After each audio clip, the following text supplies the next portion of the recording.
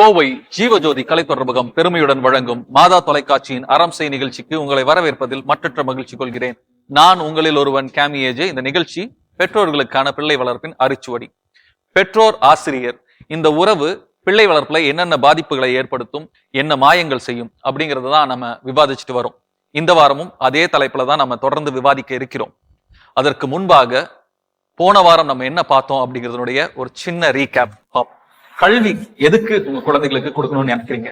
கல்வி ஒரு அழியாத செல்வம். கூடவே இருக்க மத்த பசங்க கிட்ட இருந்து அவங்க கத்துக்கூடிய விஷயமும் நிறைய இருக்கு. அவன் பேரண்ட சொல்லாத நம்ம டீச்சர்ட்ட சொல்லுவான். எல்லா பிள்ளைகளை பற்றிய ஒரு கேஸ் ஸ்டடி மாதிரி நாங்க வச்சிருப்போம். ஒரு புத்தக புழுவா பிள்ளைகளை உருவாக்கணும் அப்படின்னு நினைச்சோம்னா அது அவங்களோட ஃபியூச்சருக்கு கண்டிப்பா அது ஒரு மைனஸா இருக்குங்கிறது என்னோட காக்னிஷன், உங்களுக்கு language, cross motor, fine motor. அவங்க அந்த வகுப்பறையில உயிரோட்டமா இருக்கிற வச்சிட்டோம்னா பெரிய விஷயம். இன்னைக்கு எப்ப பள்ளிக்கூடம் திறக்கும், எல்லாத்தையும் பள்ளிக்கூடம் துரத்தி விட்டா போதுன்ற மாதிரி இருப்பாங்கிறீங்களா? கடந்த வாரம் என்ன நடந்தது, என்ன பேசணும் அப்படிங்கறதெல்லாம் நம்ம இப்ப இந்த ரீகேப்ல பார்த்தோம். தொடர்ந்து இந்த வார நிகழ்ச்சிக்குள் பயணிப்போம். இது மாதா தொலைக்காட்சியின் அறம் செய். பெரும்பாலும் இந்த கோயிலுக்கு வரதே கூட 10வது 12வது படிக்கிறவங்க வரவே மாட்டாங்க. யாருக்குமா எக்ஸாம்? உங்களுக்கு அவங்க குழந்தைக்கு இது கூட பரவாயில்ல. எல்கேஜி யூகேஜிக்கு எல்லாம் லீவ் எடுக்கிறாங்க. இல்லைங்க எக்ஸாமுங்க அப்படின்றாங்க. இப்போ நம்ம அவ்வளோ இன்வால்வ் பண்ணி அவங்கள அவ்வளோ ப்ரெஷரைஸ் பண்ணி எக்ஸாம்னு அவங்களுக்கு சொல்லும் போது குழந்தைங்களும் ரொம்ப ஸ்ட்ரெஸ் அவுட் ஆகிக்கிறாங்க. ஓ இதுதான் வாழ்க்கை, இது பண்ணாதான் ஓகே நான் மேனேஜ் பண்ணிப்பேன், ஓகே ஃபைன் அப்படிங்கிற மாதிரி அவங்களும் ஒரு மைண்ட் செட் ஆக்கிடுறாங்க. எஜுகேஷன் மட்டும் முக்கியம் இல்லை, எல்லாமே தேவை, எல்லாமே வேணும் அப்படிங்கிறது அவங்களுக்கும் குழந்தைங்களுக்கும் கொஞ்சம் நம்ம புரிய கண்டிப்பா வைக்கணும்.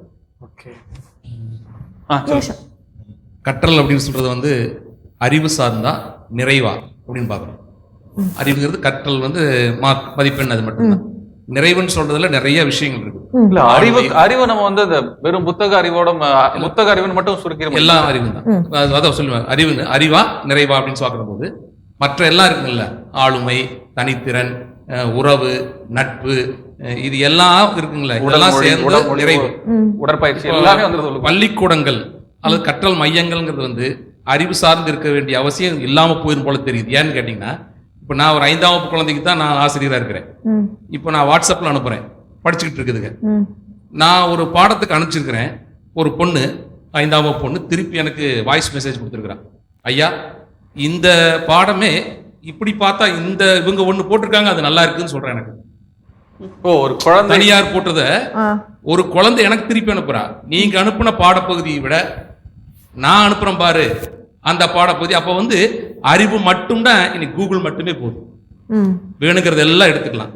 மற்றபடி கல்வியினுடைய நிறைவுன்னு சொன்னா அது கல்விக்கூடங்கள் அவசியம் தேவை, ஆசிரியர்கள் தேவை. அதுதான் கற்றல் நான் கருது. இல்ல அதோட முடிஞ்சிடாது அப்படிங்கறதா டாக்டர் சொல்ல வராங்க. இல்ல டாக்டர் சொல்ல வர்றது எஜுகேஷன் இஸ் a must ன்னு தான் சொல்றோம். ஆனா எஜுகேஷன் அலோன், கல்வி மட்டுமே நிறைவில்லை. கல்வியோட மார்க் மட்டுமே சொல்றேன். கல்வி கண்டிப்பா முக்கியம். ஆனா மார்க் மார்க் மார்க் மார்க் மட்டும் உலகம். 100 out of 100 வாங்கணும், ஃபுல் மார்க் நீங்க வாங்கணும். இது வாங்கினாதான் அந்த ரேங்க் கிடைக்கும். அது மட்டும் ரொம்ப ஃபோக்கஸ் பண்ணாம நீங்க சொன்ன மாதிரி குழந்தை எந்த இதுல இருந்து வருது, என்ன ப்ராப்ளம் இருக்கு, அதனால குழந்தைனால படிக்க முடியலையோ, அந்த கான்செப்ட் நீங்க சொல்றது கண்டிப்பா அது முக்கியம். ஏன்னா இப்ப நீங்களே சொன்னதா சார், அறிவு மட்டும் போதும்னா கூகுளோட குழந்தைங்க நிறுத்திட்டு போயிடலாம். ஆனா கல்வி நிலையங்கள் ஒரு கூகுள் கிடையாது. அதாவது அதாவது ஜஸ்ட் லைக் தட் ஒரு கொஸ்டின் கேட்டு நிறைவடைஞ்சு போற இடம் கிடையாது. நீங்க உங்களுக்கு ஒரு இன்டராக்ஷன் இருக்கு, குழந்தைங்களுக்கும் ஆசிரியர்களுக்குமான ஒரு இன்டராக்ஷன் நடக்குது. அங்க கல்வியை தாண்டி, அதாவது புத்தகத்தை தாண்டி பல விஷயங்களை நீங்க சொல்லி கொடுத்துறீங்க. அதுதான் டாக்டர் சொல்ல வராங்க. நம்ம முயற்சி எடுத்து சொல்லி தரது ஒண்ணு, தானாவே நமக்குள்ள நடக்கக்கூடிய அந்த ஒரு ரசாயன மாற்றம்ங்கிறது ஒண்ணு. அது அவங்களுக்கு வேற ஒரு விஷயத்துக்கு நிறைய விஷயங்களை கத்தும் கொடுத்துருது. ஸோ அதுதான் பேசிக்கா டாக்டர் சொல்ல வந்த அந்த விஷயம். அவரு சொல்றாரு, பேரண்ட் சொன்னாங்க என் பொண்ணு ஃபர்ஸ்ட் ரேங்க் தான் வாங்கிட்டு இருக்கு, இனி 10th ஃபர்ஸ்ட் மார்க் தான் வாங்குவா அப்படின்னு. ஆனா அது அவருக்கே தெரியல. ஏன்னு கேட்டா அந்த குழந்தை என்ன செய்யணும், பொதுவா பெண் பிள்ளைகள் அப்பா கூட ரொம்ப அட்டாச்சா இருப்பாங்க. ஓகே, அப்படிதானுங்களா? அப்போ அவங்க என்ன அம்மாவோட அப்பா கூட இருக்கும். அப்போ அவ அவங்க அப்பாவை நோட் பண்ணிட்டே இருப்பா. இவர் இங்க ஆணித்தரமா சொல்றாரு, என் பொண்ணு ஃபர்ஸ்ட் ரேங்க் தான் எடுத்திருக்கு, இனி ஃபர்ஸ்ட் ரேங்க் தான் எடுக்கும் அப்படின்னும் போது அது அவன் மனசுல பதிஞ்சிடும். அப்ப அவன் என்ன நினைப்பானா, அவனால முடியலனா கூட ரொம்ப ரிஸ்க் எடுப்பான். ஸ்ட்ரகிள் பண்ணி படிக்கணும், அப்பாவோட ஆசையை அதுல என்ன நிறைவேற்றணும். தப்பு இருக்குன்னு தான் அவர் கேக்குறாரு. அது இல்ல அவர் சொல்ற என்ன பொறுத்த அளவுக்கு என் பொண்ணை நான் கண்டுக்கவே மாட்டேன்.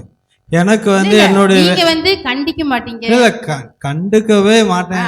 கண்டிப்பு வேற கண்டுக்காத நீங்க வேற. கண்டுக்கலினாலும் நான் என்னுடைய வேலைகளை நான் வந்து காலையில எழுந்திரிச்சு நான் வண்டிக்கு ஓடிடுவேன்.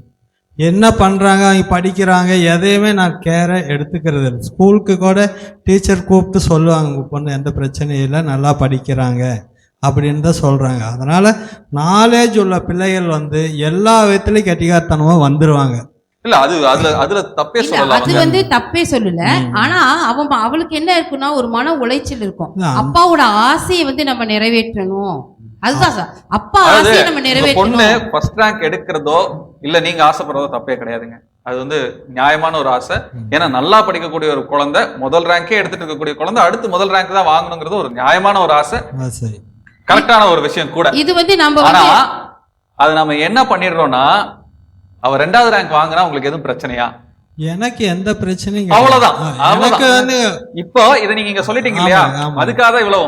அவ 2வது ரேங்கோ ஒரு 5வது ரேங்கோ வாங்கினா உங்களுக்கு பிரச்சனை இல்லையே? இல்ல, ஒரு எனக்கு டீச்சரா last- இருந்து இந்த இடத்துல நான் உட்கார்ந்து இருக்கும்போது நான் ஒரு ஆசிரியரா இருந்து நான் என்ன ஃபீல் பண்றேன்னா, ம். எங்கள்கிட்ட வர்றதெல்லாம் எங்களுக்கு குழந்தைங்க இருந்தாலும் 50 பேர் எங்க வகுப்பறையில் இருந்தா 50 எங்களுக்கு வந்து குழந்தைகள் தான்.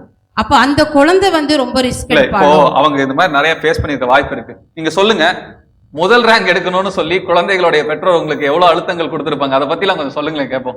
ஃபர்ஸ்ட் ரேங்க் எடுத்திருப்பாங்க, அவ வந்து மார்க் ஒரு மார்க் குறைவா தான் அடுத்து செகண்ட் ரேங்க் இருக்கும். ஆனா நம்ம முன்னாடியே வச்சு பேரண்ட்ஸ் வந்து அடிப்பாங்க பிள்ளைகளை. ஓ அதெல்லாம் கூட நடந்திருக்கு. அடிப்பாங்க 2வது பிள்ளைகளை. ஏன் நீ செகண்ட் ரேங்க் போன, அவ ஃபர்ஸ்ட் ரேங்க் வாங்கினாலன்னு கம்பேர் பண்ணுவாங்க. அப்ப அந்த குழந்தை அத்தனை பேத்துக்கு இல்ல முன்னாடி அது அடி உங்களுது இல்ல, வாங்கும் போது மத்தது என்ன? சொல்றேன். அது வந்து அந்த குழந்தை வந்து ரொம்ப ஃபீல் பண்ணும். அப்ப அடுத்த தடவை வந்து படிக்கணும்னு நினைப்பா, அவனால முடியாது. ஏன்னா பயம், அந்த பயம் வந்து அவளை போட்டு அமுத்திடும். ஓகே சார், நீங்க சொல்லுங்க சார். அதாவது புது தெருவு மட்டும்தான் பேசிட்டு இருக்கிறாங்க, நாங்க இடைநிலையில் இருக்கிறோம். அங்க பார்க்கும் பொழுது முதல்ல சொல்ல கேட்டு எழுதுதல், அப்புறம் கவிதை சொல்லுதல், கட்டுரை எழுதுதல், அது மட்டும் இல்லாம அவர்கள் மற்றவங்களோட இல்ல இல்ல, பழகக்கூடிய நான் ஏன் வாய்ப்புகள். பொது தேர்வை இங்க நான் ஏன் எடுத்தேன் அப்படின்னா, நார்மலாவே ஒரு பேசிக்கான மென்டாலிட்டி மார்க் அப்படின்னா அந்த பொது தேர்வோட மதிப்பெண்ணை தான் நம்ம வந்து ஒரு 10வது 8வது கூட விட்டுருங்க, 10வது 12வது மதிப்பு தான் நம்ம வந்து மதிப்பெண்ணை தான் நம்ம பார்க்கவே முடியுது. மற்றதெல்லாம் மதிப்பெண்களை நம்ம பார்க்கவே முடியறது இல்ல. அப்படிங்க போகும்போது அதை பத்தி கேட்டாதான் நிறைய பேர் ஆனா சொன்னாங்க எல்லா நிலையிலும் மதிப்பீடுகள் செய்யப்படுகிறது. செய்யப்படுறது. ஆனா அது பெற்றோர்களுடைய பார்வைக்கு வர்றது அதுதான். இந்த மதிப்பீடுகள்ல செய்யும்போது சில குறைபாடுகள் வரும். அந்த மாணவன் வந்து சில சொல்ல கேட்டு எழுதுதலையே மிஸ்டேக் பண்ணிடுவான். ஆமா, அப்போ அந்த மாதிரி சமயத்துல அவர்களிடத்துல சொல்லும் பொழுது அவர் சொன்ன மாதிரிங்க, நான் வந்து பள்ளிக்கூடத்துக்கு அனுப்பிச்சிடுறேன், அதை பத்தி நான் எந்த கேர் பண்ணிக்கிறது இது இல்லை ஒரு முக்கியமான ஒரு விஷயம். அப்படின்றாங்க. ரெண்டாவது, என் குழந்தை அப்படியெல்லாம் இல்லைங்க, வீட்டுல எல்லாம் நல்லா எழுதுறாங்க. அவங்க தவறுகளை வந்து ஏத்துக்கவே மாட்டாங்க. ஓகே, குழந்தைகள் செய்யக்கூடிய தவறுகளை ஏத்துக்கவே இல்ல மாட்டாங்க. அது அது அடுத்த கட்டம் தான். குழந்தைகள் செய்யும் தவறுகளை பெற்றோர்கள் ஏத்துக்கிறது இல்லைங்கிறது அடுத்த கட்டம். நான் கேட்கறது வந்து அடிப்படையில இந்த மதிப்பெண், என் குழந்தை இந்த ரேங்க் தான் வாங்கணும்னு சொல்லி நின்னு சண்டெல்லாம் போட்டிருப்பாங்களே உங்ககிட்ட, அந்த மாதிரி நடந்த விஷயங்களை தான் நான் எங்கிட்ட வந்து படித்த அந்த 2 பொண்ணுங்க, அவங்க வந்துட்டு எப்போதும் மாறி மாறி ஃபர்ஸ்ட் செகண்ட் எடுப்பாங்க. அந்த வருடம் வந்து பார்த்தா அவங்களையும் மீறி வேறு ஒரு பொண்ணு, அது 5th 10th எடுக்கிற ஒரு பொண்ணு வந்து ஃபஸ்ட்டு, அதுவும் நிறைய டோட்டல் டிஃப்ரென்ஸு. இந்த 2 பொண்ணுங்களால் அதை வந்து முடியவே இல்லை. இப்போ அவங்க பேரண்ட்ஸும் எங்ககிட்ட வந்து சொல்லி எப்படிங்க மிஸ் இதாகும், ரீவேல்யூஷன் அது இதுன்னு சொல்லிட்டு ரீவேல்யூஷன் போகிற அளவுக்கு சும்மா ஃபியூ மார்க்ஸில் கூட அவங்களால பேர் பண்ணிக்க முடியல. அதனால் நான் அடுத்த வருஷம் என்ன பண்ணேன் அப்படின்னா, என்னுடைய பிள்ளைங்களை இந்த மாதிரி தான் பிரிச்சுக்கிட்டேன். நான் ஒவ்வொரு பொண்ணுங்கிட்டையும் நீ ரஃபாக எழுது, உன்னுடைய எய்ம் கோல் என்ன. இப்போ ஒவ்வொருத்தரும் 400 450 300 350 அப்படின்னு. அப்போ நான் 3 குரூப்பாக பிரிச்சுட்டேன். நீ எந்த குரூப் எடுக்கணும்னு விரும்புகிற அது எல்லாமே கேட்டுட்டு அவர்கிட்ட ஒரு ஸ்டடி மாதிரி வச்சுக்கிட்டேன் அப்போமே. அப்புறம் நான் சொன்னேன், இதுதான் இது வந்து உன்னுடைய இது, இப்போ நான் உனக்கு ஒரு கோல் செட் பண்ணி கொடுக்குறேன், இந்த மார்க்கை விட நீ ஒரு 50 மார்க்ஸ் கூட எடு அப்படின்னு சொல்லிட்டு. எனக்கு உண்மையாலுமே என்னன்னா பொறாமையா இருக்கு. நான் படிக்கும் போது என் டீச்சர்ஸ் எல்லாம் இந்த அளவுக்கு ஃப்ரெண்ட்லியா கூட எங்ககிட்ட பேசினது கிடையாதுங்க. மொதல் விஷயம் என்னன்னா, ஒரு குழந்தைக்கான கோல் செட் பண்ணி கொடுக்கறது வந்து நான் இது வரைக்கும் வந்து பெற்றோர்கள் பார்த்துருக்கிறேன். ஆனா அந்த குழந்தை எவ்வளவு முடியும்னு அறிஞ்சு ஒரு டீச்சர் வந்து அந்த கோல் செட் பண்ணி கொடுக்கறதுங்கிறது வந்து ரொம்ப கஷ்டம். நீங்க எந்த ஸ்கூல்ல டீச்சர் இருக்கீங்க? நான் Saint Mary's girls higher secondary school. Okay, Saint Mary's. இப்போ வந்து என்னன்னா +2க்கு வந்துட்டு இப்போ அட்மிஷன் இருக்கும்போது ரொம்ப ப்ராப்ளமாக இருக்கும். ரொம்ப கம்மி மார்க் வாங்கினவ ஃபர்ஸ்ட் குரூப் எடுக்கணும்பா, செகண்ட் குரூப் எடுக்கணும்பா. அதனால் இப்போ வந்து ஹெட் மிஸ்டர்ஸ் என்ன சொல்லியிருக்காங்கன்னா, நீங்கள் கிளாஸ் டீச்சர்ஸு, நீங்கள் வந்து you have a wider knowledge about the girl, அதனால் அவளால் படிக்க முடியுமான்னு நீங்கள் சொல்கிறது வச்சு தான், மார்க் வச்சு இல்லை, நீங்கள் சொல்லுங்க அப்படின்னு அந்த. அதனால வந்து நாங்கள் வந்து இப்படி ஆனா இன்னொன்னு இருக்குது, இது இந்த பாயிண்ட் ஆஃப் வியூ ஒன்று, பேரண்ட்ஸ் ஸ்ட்ரெஸ் பண்றாங்கிறது ஒன்று, டீச்சர்ஸே வந்து நீங்க சொன்ன மாதிரி தான் இந்த கோல் செட் பண்றதுங்கிறது முக்கியமான ஒரு விஷயம். என்னன்னா முதல் ரேங்க் எடுக்கக்கூடிய முதல் 10 ரேங்க் எடுக்கக்கூடிய குழந்தைகிட்ட டீச்சர்ஸ் க்ளோஸா இருப்பாங்க, அடுத்து ஒரு 10 ரேங்க் இருக்க குழந்தைகள கொஞ்சம் இதா இருப்பாங்க. அந்த கடைசி 10 ரேங்க் இருக்கு, 10 இல்ல ஃபெயில் ஆகிற பசங்க பாத்தீங்கன்னா அவங்கள வழக்கமா கடைசி பெஞ்சில் போட்டுட்டு அவங்களுக்கும் டீச்சருக்குமான கேப்பே அதிகமா இருக்குமே. அது இன்னைக்கு நடக்குதா? இல்ல, அது வந்து ஒருவேளை நாங்கெல்லாம் படிச்ச போது அந்த மாதிரி இருந்துச்சு. இப்போ அப்படி கிடையாது. Okay, the last bench students are called as gifted children, so they are now come to the first row. அதனால நாங்க வந்து we are giving more care for them. ஆக்சுவலா பார்த்தா நல்லா படிக்கிறவங்கள அவங்கள செல்ஃப் ஸ்டடிக்கு கூட நாங்க விட்டுருவோம். பட் இவ்வளவுதான் ஃபுல்லா நாங்க கேர் எடுத்துக்குவீங்க. ஓகே, நான் ரொம்ப ஃப்ராங்காகவே சொல்ல விரும்புகிறேன். நான் ஒர்க் பண்ணுற ஸ்கூலில், அது நான் போகிற வகுப்பு வந்து ஆர்ட்ஸ் குரூப். எங்கள் பசங்க தான் 50% பசங்க வந்து அவங்க சம்பாதிச்சு ஃபேமிலி ரன் பண்ணக்கூடிய சூழ்நிலை இருக்கிறாங்க. வீட்டு வாடகை கூட அவங்க கட்டக்கூடிய சூழ்நிலை. எனக்கு தெரிஞ்ச ஒரு பையனா அவன் போன வருஷம் சம்பாதிச்சு அக்கா கல்யாணம், டெலிவரி, வீட்டு வாடகை. ஓ, பெரிய விஷயம். ஸோ அந்த மாதிரி பாய்ஸ் இருக்காங்க சரிங்களா. ஸோ அவங்களுக்கெல்லாம் வந்து நாங்கள் ஓப்பனாக கேட்கும்போது, மிஸ் எனக்கு ஃபஸ்ட் ரேங்க் எல்லாம் ஒன்றும் இல்லை, என்னால் முடியாது, எனக்கு டைம் கிடையாது.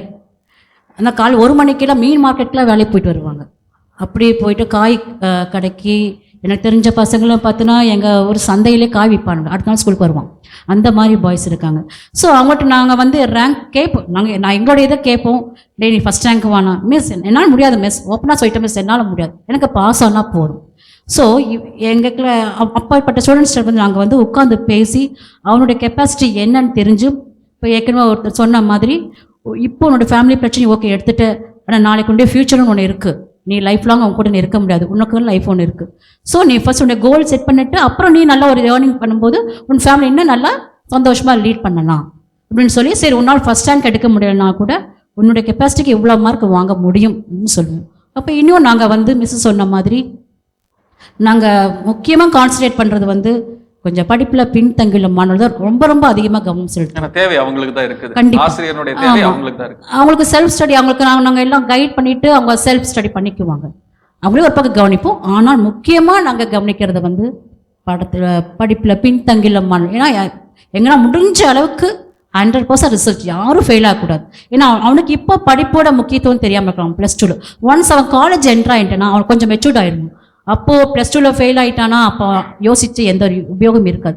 அதனால் நாங்கள் சொன்னேன் +2 முடி, அதுக்கப்புறம் நாங்கள் சொல்ல வேண்டாம். அவனுக்கு காலேஜ் போன பிறகு உன்னுடைய ஃப்ரெண்ட்ஸ் எல்லாம் வந்து அவனுடைய எய்ம் வரும் பொழுது, அப்போ அதே உனக்கு வேணும்னு ஆசைப்படும் பொழுது கண்டிப்பாக நீ உன்னுடைய லைஃப் நல்லாயிருக்கும். இதெல்லாம் வந்து ரொம்ப வேலிடான பாயிண்ட். என்ன ஒரு ஒன்று படிக்கிறதுக்கு நேரம் இல்லை, ஐ மீன் மார்க் எடுக்க முடியாத பசங்களை கேர் எடுக்கணுங்கிறதோடவும் சோஷியலி கீழே தங்கி இருக்கக்கூடியவங்களுக்கு ஆசிரியரோட கேர் வந்து எவ்வளவு தேவைங்கிறது புரியுது எனக்கு. நிறைய பேர் வந்து பொருளாதார சூழ்நிலையில கீழே இருக்காங்க, சமூக சூழல்ல கீழே இருக்காங்க, அவங்களுக்கு சப்போர்ட்டா இருந்து மேல கொண்டு வரக்கூடியது ஆசிரியர். அது தமிழகத்துல ரொம்ப நல்லாவே நடந்திருக்குது.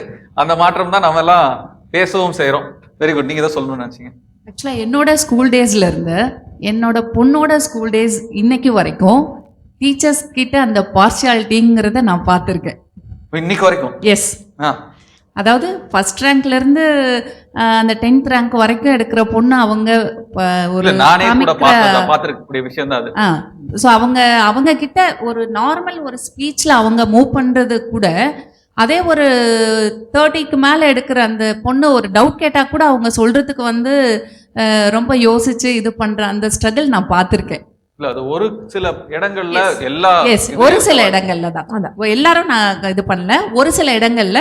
ஸோ அதனால டீச்சர்ஸ் அப்படின்னாலே வந்து பாத்தீங்கன்னா நிறைய ஸ்டூடெண்ட்ஸ்க்கு எதுக்கு நம்ம டவுட் கேட்க போகணும், போய் நம்ம இன்சல்ட் ஆகுறதுக்கு நம்ம போகாமே இருந்துடலாமே அப்படிங்கிற ஆணித்தனமான குழந்தைகளுக்கு மனசுல பதிஞ்சு இருக்கு இப்போ. ஏன்னா ஈவன் நான் என் பொண்ணைய கூட நான் சொல்லுவேன், நீ இது தெரியல அப்படின்னு சொல்கிறல, நீ மேக்ஸ் டீச்சர்கிட்ட போய் இதை கேட்கலாம், இல்லை ஃபிசிக்ஸில் நீ டவுட் கேட்கலாம், போய் அவங்க கிட்ட கேளு அப்படின்னு சொன்னால் சம்டைம்ஸ் அவங்க நல்ல மூடாக இருந்தால் சொல்லுவாங்கம்மா, இல்லைன்னா சொல்ல மாட்டாங்க. அதனால நான் போய் கேட்டு நான் அசிங்கப்பட வேண்டாம்னு நினைக்கிறேன் அப்படின்னு ஸ்டூடெண்ட்ஸ் மத்தியில அந்த இது இருக்கு. அந்த டீச்சர்னுடைய அப்ரோச்சும் வந்து கல்வியில ரொம்ப முக்கியமான ஒரு கண்டிப்பா, விஷயமாவே கண்டிப்பா, இருக்குது. கண்டிப்பா. நீங்க என்ன நினைக்கிறீங்க இந்த இதுல வந்து நீங்க வந்து ஒரு டீச்சரும் கூட பேரண்ட்டும் கூட, அப்போ எப்படி யோசிக்கிறீங்க? இப்போது ஃபஸ்ட்லேருந்து ஃபிஃப்த்துக்குள்ளார ஒரு 5 விதமான டீச்சர்ஸை நம்ம பிள்ளைகள் வந்து பார்க்கலாம். எல்லா டீச்சர்ஸும் ஒரே மாதிரி இருப்பாங்கன்னு சொல்ல முடியாது. ஒரு சிலர் வந்து ரொம்ப கைண்டாக இருப்பாங்க, ரொம்ப பாசமாக எல்லாத்தையும் பேசுவாங்க. அந்த டீச்சர்ஸ்கிட்ட வந்து குழந்தைங்க ரொம்ப ஃப்ரீயாக போய் பேசுவாங்க. டீச்சரும் மனிதர்கள் தான், அவங்களுக்கும் குடும்பம் இருக்கு, அங்கிருந்தும் ப்ரெஷர் இருக்குது, எல்லாத்தையும் தாங்கிட்டு கொண்டு வந்து இங்க வேலையும் பாக்குறாங்கும் போது அவங்களும் உண்மையாலுமே மனுஷங்க தான். ஆனா அது அந்த குழந்தைகளுக்கு தெரியாது இல்லைங்களா? கண்டிப்பா. அவங்க வந்து நம்மகிட்ட இருக்கிற நேரத்தை விட ஸ்கூல்ல டீச்சர்ஸோட இருக்கிற நேரம் வந்து ரொம்ப அதிகம். அப்போ அவங்க வந்து எப்பயும் சிரிச்சிட்டு இருக்கணும், அவங்கள்ட்ட நல்ல பேர் எடுக்கணும், நம்ம பேரை மிஸ் வந்து ஒரு டைம் கூப்பிடணும், நம்மளை அப்ரிஷியேட் பண்ணணும் அப்படின்னு ரொம்ப விரும்புவாங்க. அப்போது கொஞ்சம் ஒரு மாதிரி சிடுசிடுன்னு இருக்கிற டீச்சர்ஸ்ட்டை வந்து அவங்கள்ட்ட பக்கத்தில் போகிறதுக்கே பயப்படுவாங்க. தெரியலையா மிஸ்கிட்ட கேளுப்பா அப்படின்னா, இல்லை எனக்கு போகவே பயமாக இருக்குது வேண்டாம் அப்படின்னு சொல்லுவாங்க. ஆனால் எல்லா டீச்சர்ஸும் அப்படி இருக்கிறாங்கன்னு சொல்கிறதுக்கு இல்லை, ஒரு சிலர். இப்போ சிடுசிடுன்னு டீச்சரா இல்லாமல் இருக்கிறது எப்படி, என்ன பண்ணா அந்த சிடுசிடுன்னு டீச்சர் இல்லை அப்படின்னு சொல்லி குழந்தைங்க புரிஞ்சுக்குவாங்க? சார் நீங்க சொன்னா பெட்டர் ஆகும்.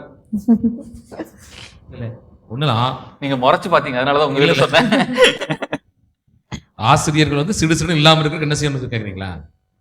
ஒண்ணும் இல்ல, குழந்தைங்க ஆசிரியர் பார்த்து பயப்படாம இருந்து வந்து அப்ரோச் பண்றதுக்கு இருக்கணும்னா என்ன பண்ணணும்? ஆசிரியர்கள் அடிப்படையில் முதல்ல நான் ஒரு 2ஆம் தாய் அப்படின்னு நினைச்சிட்டாங்கன்னா போதும். இல்ல அது நினைச்சுக்கிறது, அந்த நினைப்பு குழந்தைங்களுக்கு கடத்துறது எப்படி, அதுதான் நான் கேக்குறேன். ஆசிரியர் எப்படி நடந்துக்கணும்னு கேக்குறீங்க? இல்ல நான் வந்து ரொம்ப என்ன வந்து அப்ரோச் பண்ணலாம் தம்பி அப்படின்னு ஒரு குழந்தை எதை வச்சு புரிஞ்சுக்கும்? அது ஆசிரியருடைய செயல் வச்சு தான் முடியும். அதான் என்ன செயல், எப்படி வந்து நீங்க வந்து காட்ட முடியும்? ஒரு உதாரணம் வந்து பள்ளிக்கே வராத பையன், அவருக்கு பள்ளிக்கூடம் வரமாட்டேங்கிறான், பயப்படுறான், அவன் வகுப்பு ஆசிரியர் கண்டா பயப்படுறான்.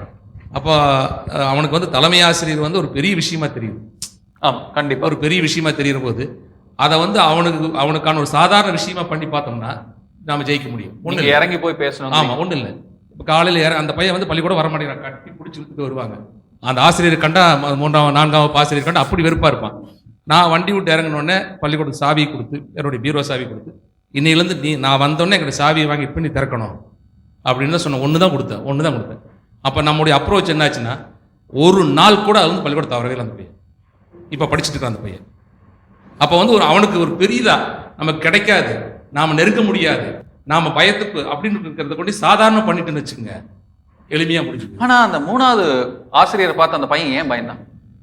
அது கேட்குறீங்க, அது அந்த ஆசிரியர் நடவடிக்கை தான். இப்படி சொன்ன மாதிரி அதுதான், அது விதிவிலக்கான ஆசிரியர்கள் தான் இருக்காங்க. அதுக்கு அந்த ஆசிரியருடைய குடும்ப பின்னணி, அவங்க வளர்ந்தது, அதுதான் அது 1-2 இருப்பாங்க. இன்னைக்கு பெரும்பாலும் அப்படி ஆசிரியர்கள் இல்ல, பெரும்பாலும் இல்லை. நம்ம ஸ்கூலுக்குள்ள நுழையிறோம், நம்ம ஸ்டூடெண்ட் வந்து நமக்கு விஷ் பண்ணணும் நம்ம எதிர்பார்க்காம அந்த பொண்ணு பேரை கூப்பிட்டு நம்ம குட் மார்னிங்மா அப்படின்னு சொல்லிட்டா அப்படி ஒரு சந்தோஷம். ஓ இப்படிலாம் நடக்குங்களா? நமக்கு விஷ் பண்ணணும், நம்ம வந்து வெயிட் பண்ணக்கூடாது. போகும்போது நம்மளை பார்த்தோன்னா குட் மார்னிங்மா, அப்படி நல்லா இருக்கியா, சாப்பிட்டியா அப்படின்னு கேட்டோம்னா போதும், அன்னைக்கு ஈவினிங் வரைக்கும் அதே இதில் இருப்போம், எந்த மாற்றமுமே அவளுக்கு இருக்காது, நல்லா ஃப்ரீயா இருப்பா, ஹாப்பியா இருப்பா. அது உண்மை. எப்படின்னா முக்கியமா பெண் குழந்தைகள் ஏதோ சொல்லணும்னு நினைக்கிறாங்க இந்த விஷயத்துல. இல்ல இது நீங்க சொல்றது உண்மைதான் மேம். ஏன்னு கேட்டீங்கன்னா இப்போ என் பொண்ணே வந்து நான் அந்த மேமோட நேம் சொல்லி, அம்மா வந்த உடனே பேக் தூக்கி போட்டுட்டு வந்த உடனே சொன்ன வார்த்தை, அம்மா இன்னைக்கு மேம் என்னை பார்த்து நான் அவங்கள 3-4 வருஷத்துக்கு முன்னாடி அவங்க கிட்ட நான் படிச்சது, பட் சரி நான் நல்லா இருக்கியா அப்படின்னு கேட்டப்ப எனக்கு ரொம்ப ஹாப்பியா ஃபீல் ஆச்சு. அது நம்ம வந்து குட் மார்னிங் மான்னு சொல்றதை விட அவ பேர் சொல்லி நம்ம எந்த கிளாஸா இருந்தாலும் சரி நம்ம பேர் சொல்லிட்டோம்னா அவளுக்கு அந்த ஹாப்பினஸ் வந்து எஜ்ஜிலேயே உட்காந்துருப்பா, அவ்வளவு ரொம்ப ஹாப்பியா ஃபீல் தானா அப்ரோச் பண்றதுக்கான ஐடியா வந்து அருமையான. அடுத்த நாள் நம்ம வந்து விஷ் பண்ணணும்ல, அவ நம்ம பார்த்து ஓடி வருவா, ஓடி வந்து குட் மார்னிங் மேம். பார்த்துட்டு இருக்க நிறைய ஆசிரியர்களுக்கு நீங்க கொடுக்குற ஐடியாஸ் எல்லாமே போய் நல்லா யூஸ்ஃபுல்லா இருக்கும்னு நான் நம்புறேன். அது நெக்ஸ்ட் நான் வந்து அந்த ப்ரொமோட் கார்டு சைன் பண்ண போறப்போ, அம்மா அந்த மேம் பார்த்துட்டு போலாமா அப்படின்னு என் பொண்ணு கேட்பா ஒவ்வொரு டைமும் பாத்தீங்கன்னா. அவங்க கிளாஸ்ல இருப்பாங்க, டிஸ்டர்ப் பண்ண வேண்டாம், இன்னொரு டைம் பாத்துக்கலாம் அப்படின்னு சொல்லி கூட்டிட்டு போவேன். சோ அது குழந்தைகளுக்குள்ள பாத்தீங்கன்னா அது ஆழமா இறங்குறதுங்கிறது உண்மை. அது எப்படின்னா பெயர் சொல்லி அழைக்கிறத விரும்புங்க குழந்தைங்க, அவங்க பெயர் சொல்லி அழைக்கிறது அது பெண் குழந்தைகள் ரொம்ப விரும்புவாங்க. அது நல்ல விதமா இருக்கணும். இல்ல பெயர் சொல்லி அழைக்கிறது என்னன்னா டாய் அப்படின்னு கூப்பிட்டு அவன் பயந்து ஓடிறதுக்கு வாய்ப்பு இருக்கு. அது இன்னைக்கு வந்து எல்லா ஆசிரியர்களும் பின்பற்ற வேண்டியது. இப்போ வந்து பள்ளியில் 200 குழந்தை இருக்கான்னு 200 குழந்தைகள பேர் எனக்கு தெரியும். கூப்பிடும்போது என்ன பண்ணா, இப்போ எனக்கு இப்போ 4ஆம் வகுப்புல 2 குழந்தைங்க, ரித்தன்யா ரிக்கர்ஸே 2 பேர். அதனால் அந்த குழந்தைகள் மட்டும் என்ன செய்வேன், வணக்கம்மா அப்படின்ட்டுருவேன். மற்றவங்க எல்லாருக்கும் பேர் சொல்லுவேன். அதில் ஒரு குழந்தை வீட்டுக்கு போய் சொல்லி, எங்கள் ஐயா வந்து எல்லாத்தையும் பேர் சொல்லி கூப்பிடுறாரு, என்னை கூப்பிட மாட்டேங்கிறாரு. இப்போ இவங்க சொன்னது சொல்கிறேன் நான். இப்போ எனக்கு என்னென்னா 2 ஒரே முகச்சாயெல்லாம் இருக்கு, 2 பேர்த்து பேர் வந்த ரித்தன்யா அந்த இப்போ வாயில் நுழையாத பேராக இருக்குது. அதனால தவிர்த்துட்டு அந்த குழந்தைகளுக்கு மட்டும் வணக்கம்மா அப்படிங்கிறத எவ்வளவு கொண்டு போகுது பாருங்க. இதை விட ஏக்கங்கள் இருக்குது. இதை விட ஒரு 15 ஆண்டுகளுக்கு முன்னால் ஒரு குழந்தைங்க கோதை நாயகி, அந்த பொண்ணோட பேரு அழகான பேர் தான். நாம என்ன செய்வேன், கோதையும் கூப்பிட ஆரம்பிச்சிட்டேன். அது போய் அவங்க அப்பாட்ட சொல்லிங்க, அவங்க அம்மாட்ட சொல்லிங்க, அவங்க அம்மா சொல்லி நீயே போய் கேளுன்ட்டு அலுவலகத்துக்கு வரமாட்டாங்க. தலைமை ஆசிரியர் அலுவலகம் குழந்தை அவ்வளோ சீக்கிரம் வரமாட்டாங்க. அப்பல்ல 15 ஆண்டுகளுக்கு முன்னால வந்து கையை கட்டி நிற்கிது. வந்து என்னன்னு கேட்டா, ஐயா என்னுடைய பேர் கோதை நாயகி, என்னை கோதைன்னு கூப்பிடாதீங்க. இதெல்லாம் பாருங்க, அப்ப எதிர்பார்க்கறாங்க பாரு ஆசிரியர்கள் வந்து நம்ம அது இல்ல எதிர்பார்க்கறத விடவும் சார் 15 வருஷத்துக்கு முன்னாடியே ஒரு குழந்தை உங்களை அப்ரோச் பண்ற அளவுல நீங்க இருந்திருக்கீங்க பாருங்க. அது வந்து உண்மையிலே வந்து இன்னைக்கு பொறியியல் கல்லூரிகளுக்கெல்லாம் வந்து எங்களுக்கு அந்த இது இருக்கா, பொறியியல் கல்லூரியில் பேராசிரியர் அந்த பொண்ணு, இன்னைக்கு பொறியியல் கல்லூரியில் பேராசிரியர். நான் குறிப்பிட்டே சொல்வேன் அந்த பொண்ணு. ஏன்னா அந்த 15 வருஷத்துக்கு முன்னாடி அப்ரோச் பண்ணிருக்க முடியுமான்னு தெரியல. ஒரு தலைமை ஆசிரியரை அப்ரோச் பண்ணி வந்து கேஷுவலா வந்து பேரை இப்படி கூப்பிடுங்கன்னு சொல்ற அளவுக்கு இருந்திருக்குன்னா அது பெரிய விஷயம் தான் சார். சார் நீங்க சொல்லுங்க சார், இந்த மாதிரி விஷயங்கள் ரேங்கிங் சம்பந்தமா இல்ல இந்த மாதிரி மதிப்பீடுகள்ங்கிறது மட்டும் இல்லாம நம்ம 5ஆம் வகுப்பு வரைக்கும் இருக்கும் பொழுது அவங்க வந்து நம்மகிட்ட வந்து ஃப்ரீயா பழகுவாங்க. எல்லா மாணவர்களுமே வந்து நம்ம இடத்துல வந்து பழகும் பொழுது ஃப்ரீயா பழகுவாங்க. அவங்க பேரண்ட் கிட்ட சொல்லக்கூடாத விஷயங்கள் கூட நம்ம கிட்ட வந்து பேசுவாங்க. ஆனா ஆக்சுவலா சில நேரங்கள்ல பயம் தானே இருக்கும், ஃப்ரீயா வந்து பழகுவாங்களா? ஆமா, அந்த ஏஜ் அவங்களுக்கு ஃப்ரீயா எது வேணாலும் சொல்லுவாங்க. மற்ற ஆசிரியர் அந்த பாடம் நடத்தும் பொழுது எப்படி நடந்துக்கிட்டாரு அப்படிங்கிறதையும் நம்ம கிட்ட பகிர்ந்துக்குவாங்க. நம்ம கொஞ்சம் அவங்க கிட்ட கொஞ்சம் ஃப்ரீயா பழகணும்னா அவங்க நம்ம என்ன சொன்னாலும் செய்யறது மட்டும் இல்லாம நம்ம கிட்ட ரொம்ப ஃப்ரீயா பழகுவாங்க. நம்ம கொஞ்சம் மூஞ்சியை கடுகடுப்பா வச்சிருந்தோம்னா யாரும் பேச மாட்டாங்க. அப்படி ஃப்ரீயா இருக்கிற ஆசிரியர் சுத்தி கூட்டமே இருக்கு எப்பொழுதுமே. ஓகே, இது அதிகமா பார்த்திருக்கேன். முகமே வந்து நம்மளுடைய இனிமே வந்து காட்டி கொடுக்கணும், சிரிச்ச முகமா இருக்கணும். ஆமா, ஆனா உண்மையாலுமே ஆசிரியர் வேலைங்கிறது வந்து அவ்வளவு ஆசிரியரோட மாணவர்கள் ஃபேஸ் ரீடிங் நல்லா பாக்குறாங்க. ஆசிரியரோட ஃபேஸ் ரீடிங்க நல்லா கவனிக்கிறாங்க. ஒரு எந்த மாதிரி வீட்டுல ஏதோ சண்டை போட்டு வந்திருக்காரு இவரு, அவர் எந்த மனநிலையில் இருக்கிறாருங்கிறத கூட ஒரு மாணவன் ஈஸியா கவனிச்சிடறான். வீட்டம்மா கூட மாஸ்டருக்கு ஏதோ சண்டை அதான் முறைச்சுக்கிட்டே இருக்காரு அப்படிங்கிற வரைக்கும் எல்லாத்தையும் ஃபுல்லா கவனிச்சிடுறாங்க. அந்த அளவுக்கு அவங்ககிட்ட இறங்கி வந்து பழகும் பொழுது இந்த கற்றல் கற்பித்தல் நல்லா போயிட்டு இருக்கும். ஓகே, நீங்க ஏதோ சொல்லணும்னு நினைச்சீங்க? இவங்க சொன்ன மாதிரி ஒரு 50 பேர் இருக்காங்கன்னா 50 பேர்த்துல என்னோட பேரை கூப்பிட்டாங்கம்மா. ஒரு சின்ன ஒரு வேலை சொல்லியிருந்தா கூட அந்த வேலை அப்படிங்கறது பாக்குறது இல்லை, என் பேரை சொல்லி கூப்பிட்டாங்க. கிரவுண்ட்ல எல்லாரும் நின்றுட்டு இருந்தோம், என்னைய பேர் சொல்லி கூப்பிட்டு இந்த வேலையை செய்ய சொன்னாங்க அப்படிங்கும்போது ரொம்ப சந்தோஷமா இருக்கும். அதை வந்து திரும்பவும் அந்த மிஸ் கிட்ட போய் கொஞ்சம் ஈஸியா அவங்க பேசுறதுக்கு ரொம்ப யூஸ்ஃபுல்லா இருக்கும். நீங்க கொடுத்த ஐடியா வந்து ரொம்ப நல்ல ஐடியாவா இருக்குது. நீங்க பேர் சொல்லி எல்லாரும் குழந்தையும் அழைச்சு இது ரொம்ப க்ளோஸாவே ஆகிடுவாங்கன்னு தான் தோணுது. நீ ஸோ உங்க குழந்தைகள் அவங்களுடைய ஆசிரியர் பத்தி உங்ககிட்ட பகிர்ந்துகிட்டக்கூடிய விஷயங்கள் எதுனா இருக்கா, நல்ல இனிமையான விஷயங்கள்? இப்ப நீங்க சொன்ன மாதிரி அந்த அவங்க கிட்ட போய் என்னால பேச முடிஞ்சது. அந்த மாதிரி கல்வி குழந்தை வளர்ப்புல எவ்வளவு முக்கியத்துவம் அப்படிங்கறது இந்த விவாதம் உங்களுக்கு சொல்லியிருக்கும்னு நினைக்கிறேன். கல்வியை பத்தி ஒரு வாரத்துல பேசி முடிச்சிட முடியுமா என்ன? அடுத்த வாரமும் இதே தலைப்புல தான் நம்ம தொடர இருக்கிறோம். அதுவரை உங்களிடமிருந்து விடைபெறுவது நான் உங்களில் ஒருவன் கேமி ஏஜே. இது மாதா தொலைக்காட்சியின் அறம் சிங்.